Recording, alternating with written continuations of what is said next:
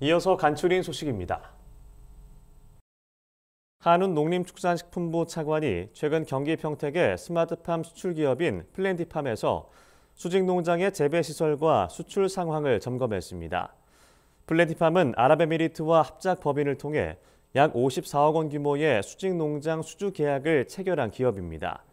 이날 점검회의에서 플랜티팜 관계자는 한국형 스마트팜에 대한 해외 수주 계약 체결을 이끌어가기 위해 정부의 수출 금융과 해외 밀착 지원이 필요하다고 건의했습니다.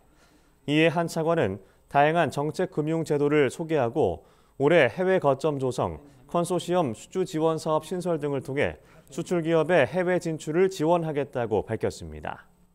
정부는 올해 농산업 수출 확대를 위해서 예산을 대폭 증액해서 편성을 했습니다. 작년 비해서 30% 이상 증액한 60억 이상을 편성을 했고요. 그거를 통해서 스마트팜 수주 기반을 확대하는 사업을 적극적으로 추진을 하려고 하고 있습니다. 한국농어촌공사가 올해 농지은행 사업에 약 1조 8천억 원을 투입한다고 최근 밝혔습니다. 농어촌공사에 따르면 올해 농지은행 사업비는 농가의 성장 단계에 따라 농지를 지원하는 사업에 약 1조 2,400억 원, 농가의 경영회생을 지원하는 농지 매입에 2,337억 원, 농지연금 사업에는 2,423억 원이 편성됐습니다. 공사는 전년보다 증액된 예산으로 청년 창업형 스마트 농업단지와 선임대 후매도, 비축농지 임대형 스마트팜 등 청년농에 대한 사업 지원을 확대할 방침입니다. 또 농지를 팔고 은퇴하는 고령농을 대상으로 직불금을 지급하는 사업도 지원할 계획입니다. 한국농촌경제연구원은 오는 25일 서울 용산구 드래곤시티 호텔에서 농업전망 2024를 개최합니다. 올해로 27회를 맞는 농업전망대회에는 농민과 농산업계, 학계, 농정 관계자 등이 참여할 예정입니다. 농경연은 이번 대회에서 농업을 둘러싼 대내외적 환경 변화와 동향을 분석하고 발전 방안을 모색할 계획이라고 밝혔습니다. 대회 참여 사전 등록은 23일까지로 농업전망 누리집에서 신청하면 됩니다. 정부가 주요 농축산물의 수급 안정을 위해 대파 납품 단가 지원을 확대하고 신선난도 가격을 낮춰 공급하기로 했습니다. 기획재정부는 최근 8차 물가관계 차관회의를 열고 대파의 납품 단가 지원을 이번 달부터 500원에서 1,000원으로 확대하기로 했다고 밝혔습니다. 또 신선난 공급도 확대, 11일부터 신선난 112만 개가 대형마트를 통해 할인된 가격으로 판매되고 있다고 전했습니다. 정부는 앞으로도 가격 변동이 심한 식품과 외식 등의 가격 상황을 집중 점검해 나갈 계획이라고 밝혔습니다. 한국농업기술진흥원은 2024년도 데이터 기반 스마트 농업 확산 지원 사업을 추진한다고 최근 밝혔습니다. 2022년부터 시작한 해당 사업은 농작물 수확량 증대와 노동비 절감에 있어 긍정적 효과를 보인 것으로 평가받고 있습니다. 농진원은 2월 6일까지 사업에 참여할 23개 컨소시엄을 모집할 계획입니다.